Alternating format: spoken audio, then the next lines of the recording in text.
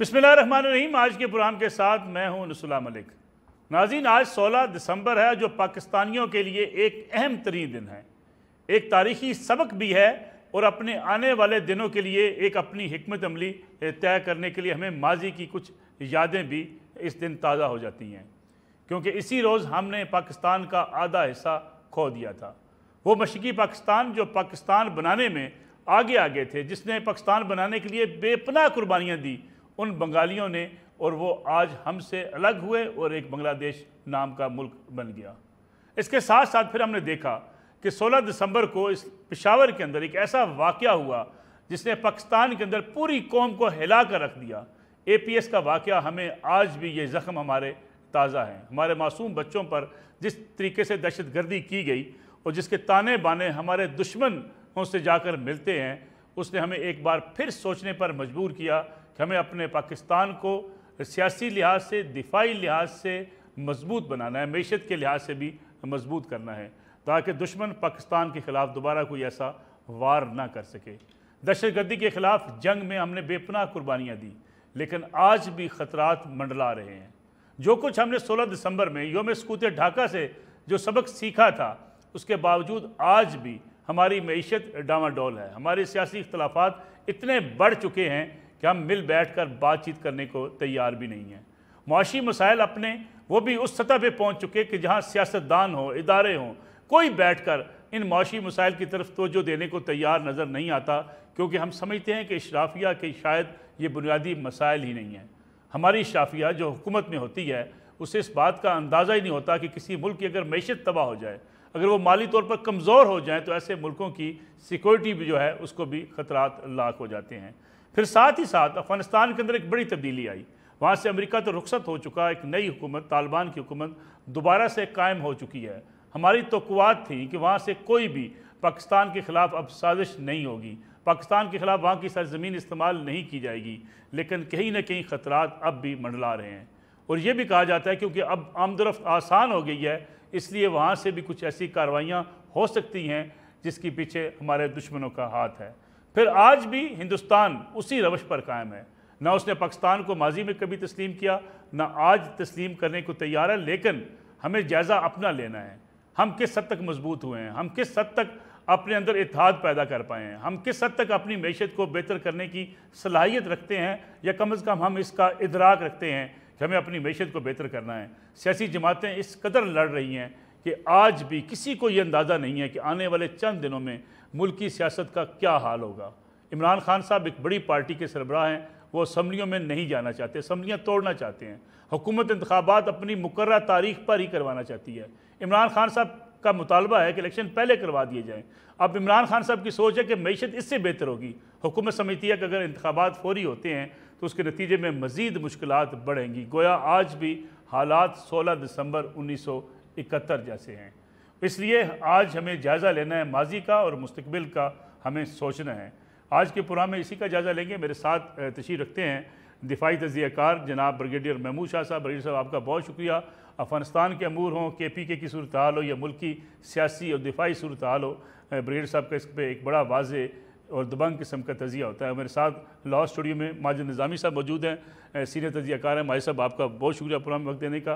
उनके साथ तशरीफ़ रखती हैं अस्मा वदूद साहबा, सीनियर तज़कियाकार हैं। उनकी भी निगाह होती है पाक इंडिया रिलेशंस पर, इस खत्ते के अंदर पाकिस्तान की जो इम्पोर्टेंस है, फिर इंटरनल और एक्सटर्नल सिक्योरिटी के जो हमारे मसाइल हैं उस पर भी खुलकर अपनी बात करती हैं।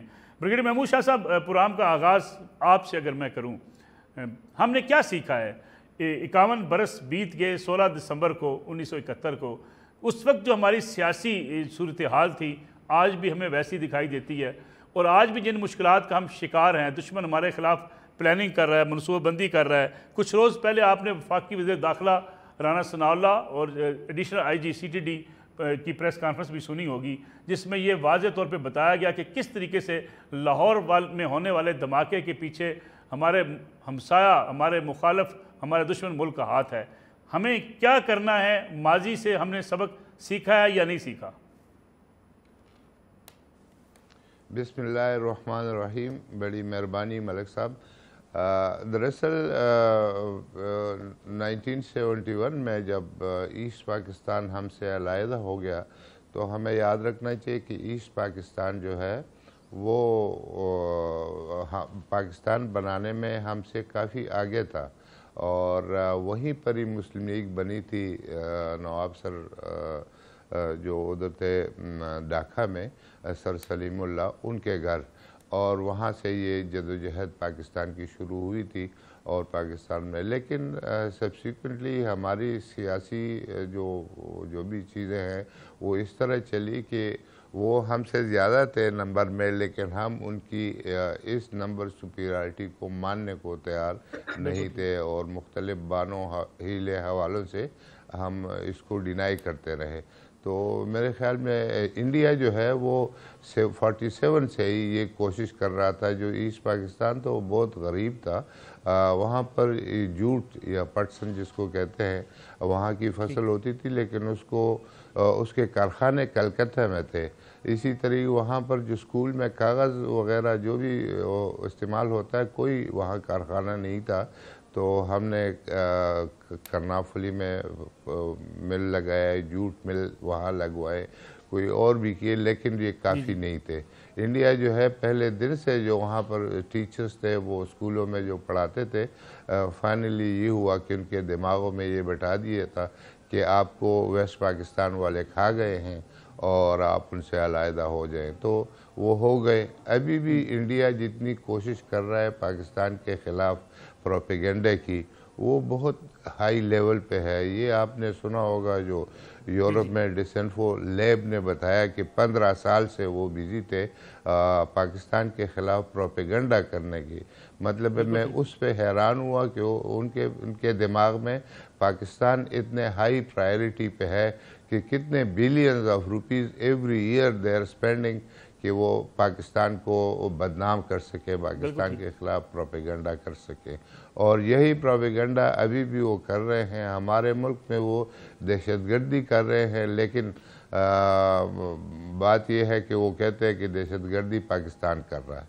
लेकिन उसके बावजूद वो एक सिविलाइज्ड मुल्क बनते हैं, जमहूरियत को राग लाते हैं, और वो कहते हैं कि हम इस वक्त किसी मुल्क के अंदर मुदाखलत नहीं करते। उनका बयानिया फिर भी दुनिया तस्लीम करती है, इसके बावजूद कि पाकिस्तान में वो इन तमाम कार्रवाइयों के अंदर कहीं ना कहीं ताने बाने जाकर वहीं मिलते हैं।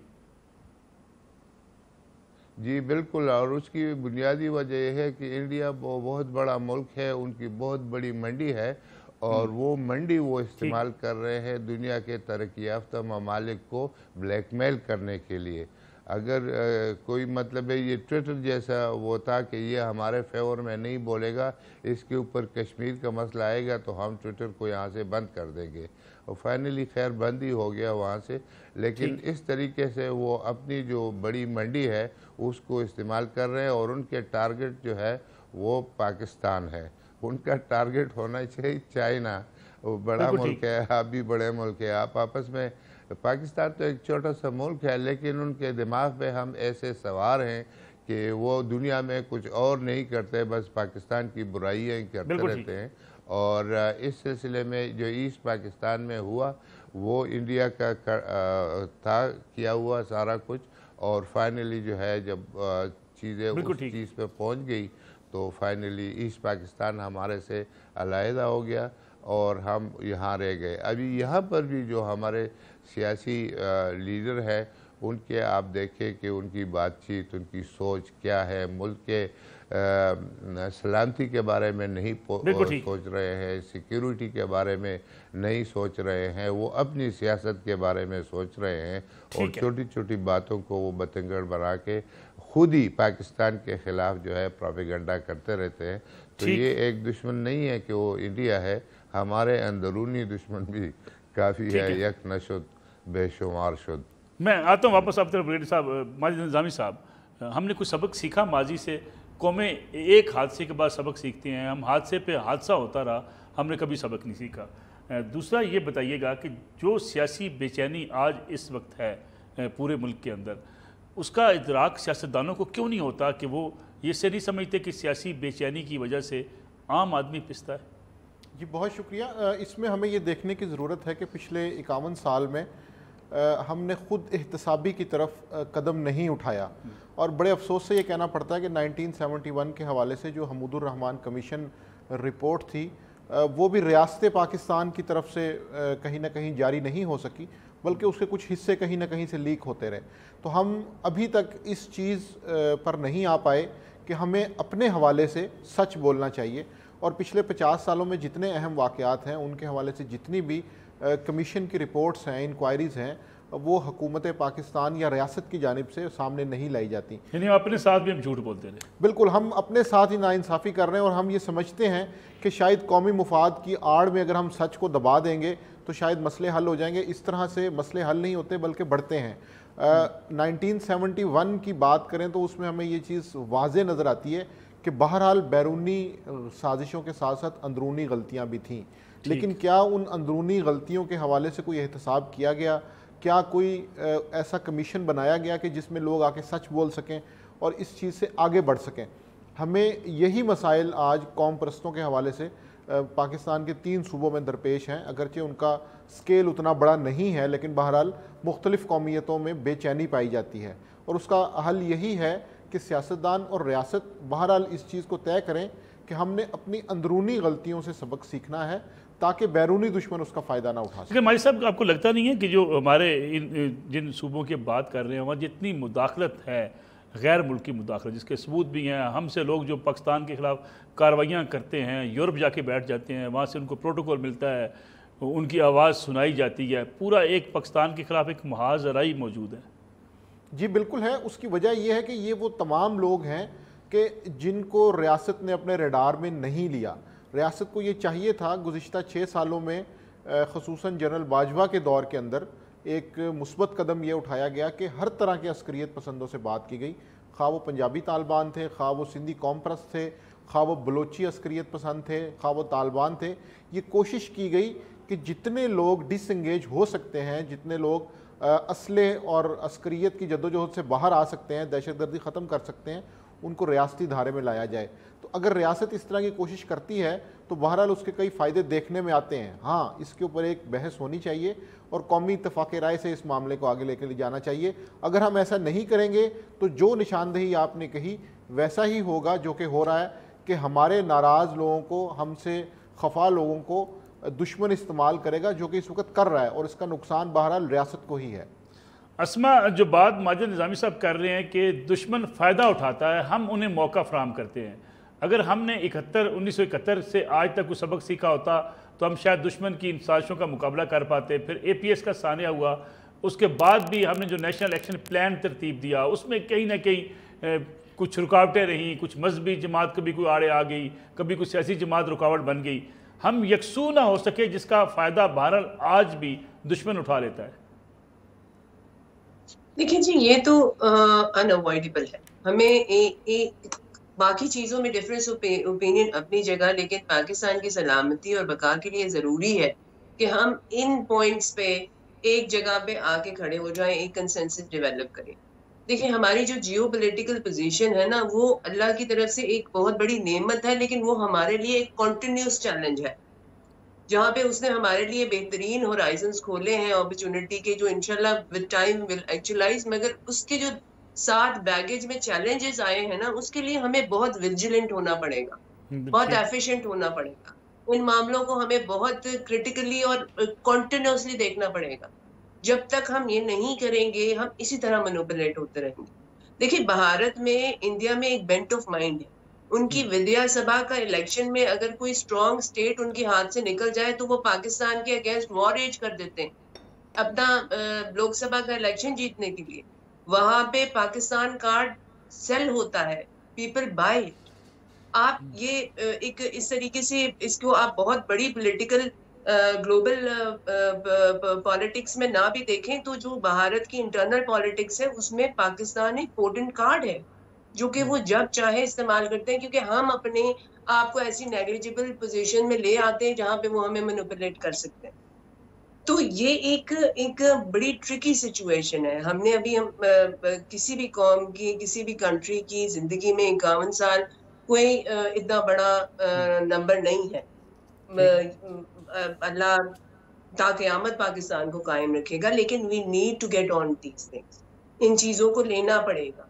दूसरा मैं यहाँ पे कहना चाहूंगी कि हम बहुत लार्जर स्केल में अगर ना भी देखें तो कुछ चीजें हैं जो कि हम अगर एड्रेस कर लें तो पाकिस्तान की सोसाइटी कैन थ्राइव। इसमें जहां भी आपकी सोसाइटी में सफोकेशन होगी, सप्रेशन होगी, राइट प्रिजर्वेशन नहीं होगी, आपके राइट्स महफूज नहीं होंगे, लोग इनसिक्योर महसूस करेंगे, इनइक्वालिटी होगी, इररेशनल डिस्ट्रीब्यूशन ऑफ इनकम होगी, तो उस सोसाइटी में ये प्रॉब्लम्स टाइम एंड अगेन आते रहेंगे। चाहे आप अपने खाते जितने भी स्ट्रेट कर ले, ऑन द ग्राउंड अगर ये काम ये फ्लॉज इसी तरह एग्जिस्ट करते रहे तो हम चाहे कुछ भी कर लें, हम इन मामलात को यूनिफॉर्मली हैंडल नहीं कर सकते। रूल ऑफ लॉ होना चाहिए, हर बंदे को सिक्योर एक फीलिंग ऑफ सिक्योरिटी आनी चाहिए। इस डायरेक्शन में काम करने में हम इंटरेस्टेड ही नहीं है।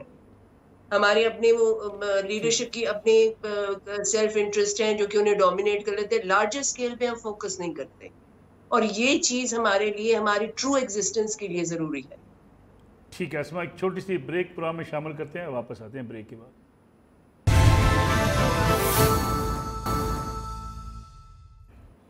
प्रोग्राम एक बार फिर खुश आमदीद। बड़ी साहब ये बताइएगा कि इस वक्त KPK के अंदर तहरीक तालिबान पाकिस्तान जो है उनकी कार्रवाइयाँ कुछ देखने को मिल रही हैं। कहा जा रहा है दोबारा से वहाँ पे TTP कारदम TTP जो है वो मुनज़्ज़म हो रही है, कुछ और टेररिज्म के वाक़यात जो हैं वो रिपोर्ट हो रहे हैं। क्या वजह है वहाँ पे, ये दोबारा से क्यों सर उठा रही है दहशतगर्दी? मेरे तो ख्याल में ये है कि तहरीक तालिबान पाकिस्तान वो उधरी अफ़गानिस्तान में हैं, इधर नहीं आए हुए हैं, लेकिन बाज़ लोग पॉलिटिकल चीज़ों के लिए जो है कहीं मशहूर कर देते हैं कि वो स्वात में आए हुए हैं, वो फलानी जगह पे आए हुए हैं। ऐसा कोई नहीं है। बॉर्डर के साथ साथ वाक़यात होते हैं। इसमें सबसे जो ज़्यादा टेरेबल वो है वो नॉर्थ वज़ीरिस्तान के सामने उधर एक आदमी है कारी गुल बहादुर, उनका ग्रुप है जो वहाँ पर कार्रवाइयाँ करता है, और उनने एक और ग्रुप भी बना लिया, गंडापुर ग्रुप उसको कहते हैं, DI खान ग्रुप भी उसको कहते हैं। वो आके कभी मरवत में या कभी जो है DI खान में कुछ वाक़यात में मुलव्वस है। तो मैं समझता हूँ कि तहरीक तालिबान के बारे में समहाउ हमारे यहाँ पूरी सोच या फोकस नहीं है इस पॉलिसी में। ये वही लोग हैं जिन्होंने आपके ये स्कूल में 141 बच्चों को शहीद किया। तो अभी आपको उनसे बात करनी चाहिए या नहीं चाहिए? मेरे ख्याल में अपनी जो हमारी जो आईन है उसमें भी किसी पाकिस्तानी क्रिमिनल ग्रुप के साथ आपकी बातचीत नहीं हो सकती। और मैं समझता हूँ कि इसके ऊपर हमारे मौक़िफ़ क्लियर होना चाहिए। हमें बातचीत करनी चाहिए अफ़गान तालिबान जिनकी हुकूमत है अफ़गानिस्तान के साथ, और फर्दर कोई बातचीत नहीं करनी चाहिए। और ये वो लोग हैं जिनसे जो बातचीत भी की गई, उनने कहा हम आपका आइन नहीं मानते, हम आपका कानून नहीं मानते, आप ऐसा करें कि वो फाटा का इलाका दोबारा उस तरह बनाएं, आप वो स्वात में उसी तरह शरीयत का निज़ाम नाफिज करें, वगैरह वगैरह। ये तमाम जो है बेकार बातें हैं। ये जो लोग हैं उनको हमने इतने बड़े बड़े ऑपरेशन करके उनको यहाँ से निकाल दिया है।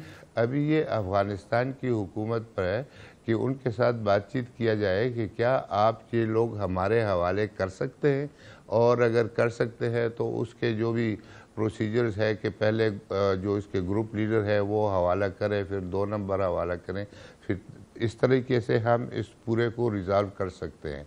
और पेशावर के गिरदो नवा में जो वारदातें हैं, इससे आप क्या कहेंगे? क्रिमिनल लोग हैं, इनको आप नहीं समझते कि इनको सपोर्ट हो सकती है कारदम तहरीक तालिबान की?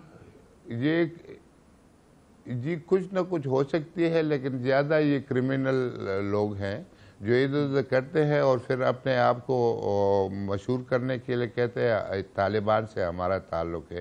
ये जो स्वात में वाक़या हुआ था, किसी एक का वो अपने मामू के साथ उसका झगड़ा था और वो कहते हैं हम ये तहरीक तालिबान ने किया। जब बाद में वो चेक किया तो वो सारा इस तरह ही निकला।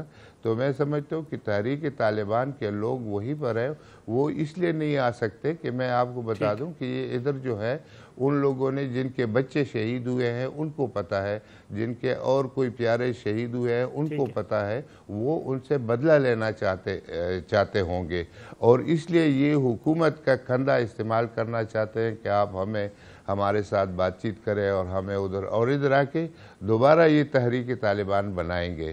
तो ये जो है इशू के ऊपर हमारा फोकस पॉलिसी में ये होना चाहिए कि हमें ये जो अफ़गान तालिबान है, हमें उससे उम्मीद ये नहीं रखनी चाहिए कि वो कोई मॉडर्न स्टेट बना देंगे अफ़गानिस्तान में, इसी तरह ही चलता रहेगा, उनको कोई भी रिकॉग्नाइज़ नहीं करेगा, हमें भी रिकॉग्नाइज़ नहीं करना चाहिए, लेकिन उनके साथ बातचीत जो उनकी बेसिक जिम्मेवारी है, जहाँ पर आपका एक एम्बेसडर लेवल का नाज़िमुल उमूर के ऊपर हमला होता है, बॉर्डर के ऊपर हमले होते हैं और उनसे आप बातचीत करते रहते हैं, तो बातचीत करें और दूसरा बॉर्डर के ऊपर अपनी मजबूत दिफा रखें। और ये हम इसके यूज टू है, इन आज़ाद कश्मीर जो कुछ भी होता है रोज़ कोई ना कोई वायलेशन होती है, अगर होती है तो हम उसका जवाब दे देते हैं, बात ख़त्म, कोई किसी को पता भी नहीं चलता कि कोई। इसी तरह चमन के ऊपर कल फायरिंग हुई है तो उसका रिस्पांस जाना चाहिए, ऑटोमेटिक जाना चाहिए और उनको ये पता होना चाहिए कि भाई इस बॉर्डर के बाद एक रेगुलर स्टेट है, उनकी आर्मी है, उनके एफसीज हैं, वो तमाम एज पर रूटीन जवाब देते रहेंगे और इंशाल्लाह लोगों को परेशानी नहीं होनी चाहिए। ठीक है, मैं साहब आता हूँ वापस आपकी तरफ। माजिद निज़ामी साहब, अफ़गानिस्तान के तालिबान की हुकूमत सपोर्ट कर सकती है पाकिस्तान को, क्योंकि हमें ख़दशात भी रहते हैं, ये हमसे वादा भी किया गया कई बार कि वहाँ की सरजमीन हम इस्तेमाल नहीं होने देंगे, लेकिन अब भी इतलात है कि वहाँ से कुछ लोग आते हैं, बॉर्डर्स के ऊपर कार्रवाइयाँ करते हैं, फोर्सेस के ऊपर हमले करते हैं, अब टारगेट फोर्सेस हैं। देखिए यहाँ पे हमें एक छोटा सा एक कनेक्शन समझने की ज़रूरत है।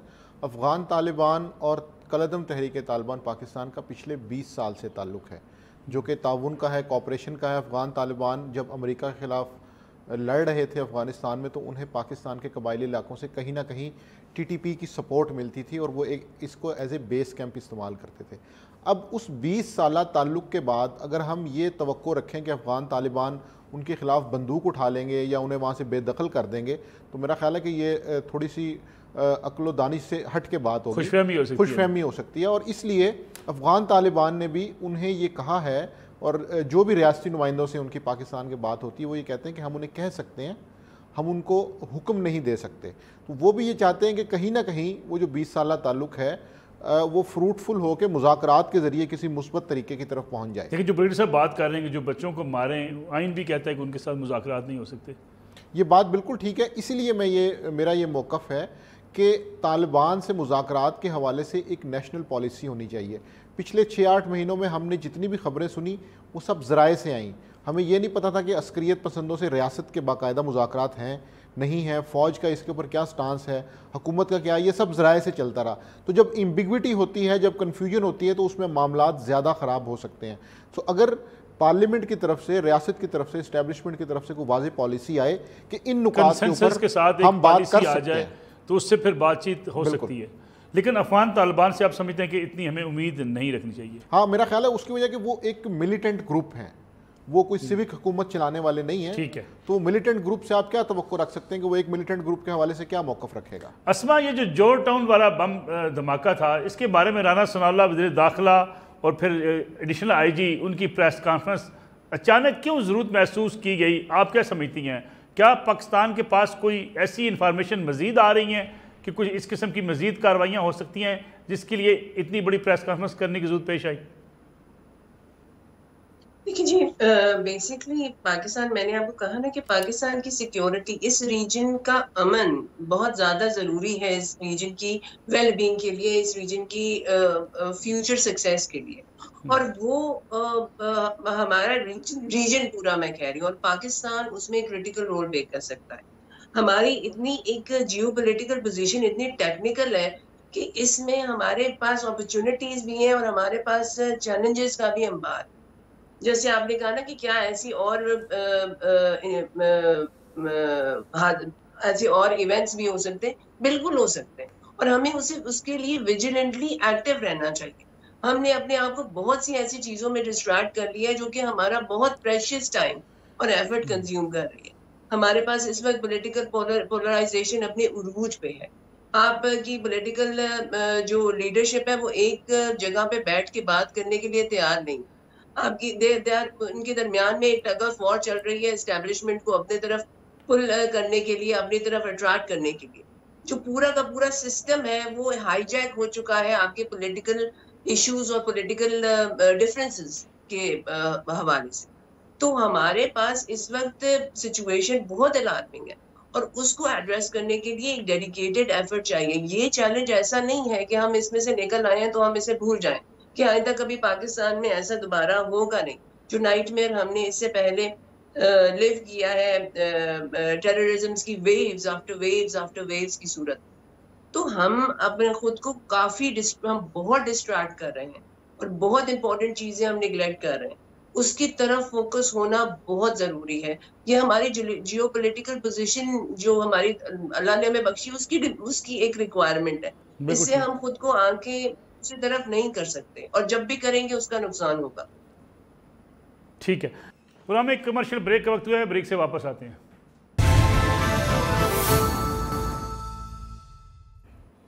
पुराम एक बार फिर खुश आमदीद। ब्रिगेडियर महमूद शाह साहब, हम अक्सर देखते हैं, सुनते हैं कि जब तक मैशत ठीक नहीं होगी लॉ एंड ऑर्डर ठीक नहीं हो सकता। अगर हम बड़े शहरों में छोटे क्राइम की बात भी करें तो उसके पीछे मोटिव्स बारर हमें यही नज़र आते हैं कि एक बंदा भूख का मारा हुआ उठता है, वो वारदातें शुरू कर देता है। ये उन इलाकों में जहाँ पे इस वक्त हमें टेररिज्म का सामना है, वहाँ तो गुर्बत बहुत बढ़ती चली जा रही है। फिर कोई नेशनल कंसेंसस भी नहीं है, फिर लोगों को उम्मीद भी नहीं है मैशत बेहतर हो सकती है। आप समझते नहीं कि इसकी जिम्मेदारी हुकूमतों पर है, सियासतदानों पर है, जो कोई मिसाक़े मैशत करने को तैयार नहीं है, जमहूरियत के लिए इकट्ठे होने को तैयार हो जाते हैं? जी बिल्कुल, मैं समझता हूँ कि मईशत का होना एक बुनियादी स्टेट स्ट्रक्चर के लिए ज़रूरी है। असल में ये फर्स्ट ब्रिक जो है वो मईशत का है। ये हो तो मुल्क जो है वो सिक्योरिटी वाइज दूसरे तरीक़ों से कोई मसला नहीं है, वो ठीक हो जाएगा। तो मैं समझता हूँ कि मईशत के ऊपर इनके दरमियान यानी कोई भी पॉलिटिकल पार्टी आकर मुल्क के मईशत को नुकसान ना पहुँचाए, बल्कि उसको आगे ले जाने की कोशिश करे। जो आजकल आपके और इंडिया के दरमियान बेसिक फ़र्क है वो ये है कि वो मईशत में बहुत ज़्यादा स्ट्रॉन्ग है और वो इतने स्ट्रॉन्ग है कि वो आपके ख़िलाफ़ इतना पैसा लगा सकते हैं। जैसे यूरोप में शायद मैंने बात की डेसेंफो लैब के ऊपर कितने सालों से 15 सालों से billions of rupees every year वो खर्च करते रहे सिर्फ पाकिस्तान, यानी उनके माइंड में पाकिस्तान कितना हाई प्रायोरिटी पे है। उसका जो नेशनल सिक्योरिटी का एडवाइज़र है वो जो प्राइम मिनिस्टर है उसके पीछे पीछे फिरता है और उसको कहता है मैं पाकिस्तान के ख़िलाफ़ ये कर दूंगा, पाकिस्तान के ख़िलाफ़ ये कर दूंगा। बेसिकली एक छोटा सा आदमी है और वो रोज़ बरोज़ पाकिस्तान के ख़िलाफ़ जो है वो इस तरह की चीज़ें सोचता रहता है और उनसे अप्रूवल लेता रहता है। और जैसे लाहौर में हुआ, कई और जगह भी हो सकता है। जो अफ़गानिस्तान में ये कुछ हो रहा है ये प्रॉक्सी वार का हिस्सा है।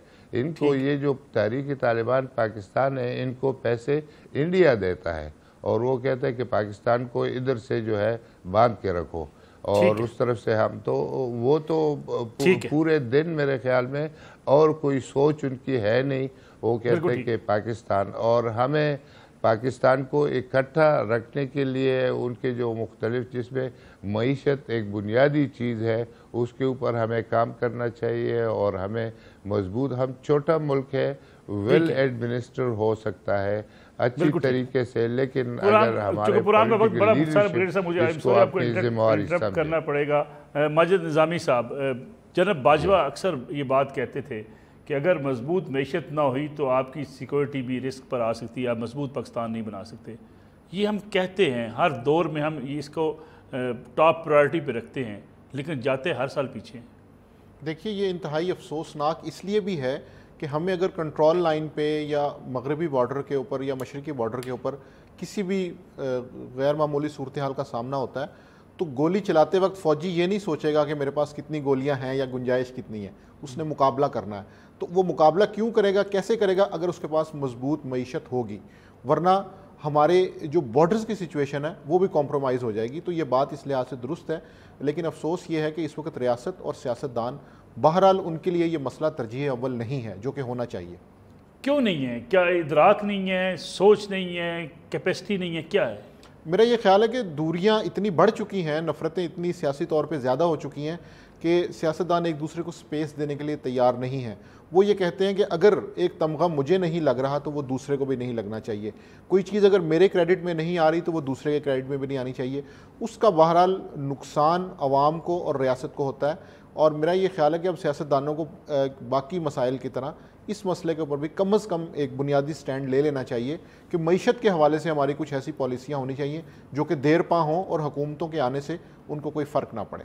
अस्मा, मुआशी पॉलिसियों के तसलसल के लिए सियासतदान तो मिल बैठने को तैयार नहीं है। कोई है जो इनको टेबल पर ला सकता है? हम हर बार कहते हैं, इमरान खान साहब आजकल भी मुतालबा करते नज़र आते हैं कि इलेक्शन करवाए जाएँ, जिनके पास ताकत है वो इलेक्शन करवाएँ। कभी किसी ने यह मुतालबा नहीं किया कि कोई ऐसा हो जो सबको टेबल पर बिठाए ला के मईशत की बेहतरी के लिए? देखिए जी, कोई ऐसा क्यों करे? ये तमाम लीडरशिप भी तो पाकिस्तानी है। Pakistan comes first. ये इनिशिएटिव इनकी तरफ से खुद आना चाहिए। आफ्टर ऑल ये हमारे लीडर्स हैं, इन्होंने हमें लीड करना है। इकोनॉमिक चैलेंजेस जो एक हमारे सामने इस वक्त एक पहाड़ खड़ा हुआ है, उससे अगर मेरे मुंह में खाक, इस मुल्क को कोई नुकसान पहुंचता है तो क्या ये लीडरशिप इससे बियॉन्ड है? क्या इस पूरे इवेंट का इम्पैक्ट लीडरशिप पे नहीं आएगा? इन्हें बेसिकली कोई पुश चाहिए, कोई ऐसा एक थर्ड पार्टी चाहिए जो इन्हें लेके आए। ये इनिशिएटिव ये खुद फॉर दिस कंट्री, पाकिस्तान जिसे ये सर्व करना चाहते हैं, उसके लिए क्यों नहीं ले सकते? इस पाकिस्तान की आवाम के लिए क्यों नहीं ले सकते? ये इनिशिएटिव इन्हें खुद लेना पड़ेगा और एक जगह आके इस मामले को एड्रेस करना पड़ेगा। It's not easy. In case of bankruptcy, अगर बैंकरप्सी हो जाती है, हालात बियॉन्ड परसेप्शन खराब हो जाएंगे। हम उस वक्त उस डायरेक्शन में अभी सोच ही नहीं रहे। हम अभी एक डिनायल में है कि कुछ नहीं होगा, कुछ नहीं होगा। लेकिन अगर ऐसा हो गया तो there is the road ahead is very rough. Asma Wadud साहब, आपका बहुत शुक्रिया। ब्रिगेडियर महमूद शाह साहब हमारे साथ मौजूद थे। माजिद निज़ामी साहब, आपने हमें लाहौर स्टूडियो में ज्वाइन किया। नाज़रीन, ये आज का प्रोग्राम था। इंशाअल्लाह कल आपसे फिर मुलाकात होगी। इजाज़त दीजिए। अल्लाह हाफ़िज़।